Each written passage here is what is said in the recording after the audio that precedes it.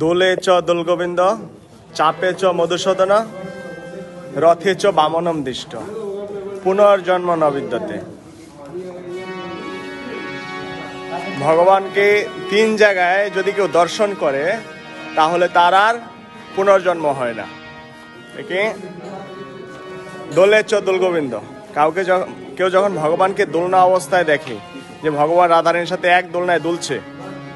চাপে চ মধুসূদন, ভগবান নৌকা বিহার করার সময় কেউ যদি তাকে দর্শন করে তাহলে আরেকটা বাকি রয়েছে, সেটা হচ্ছে রথে চ বামনম দিষ্ট। রথে যখন কেউ ভগবানকে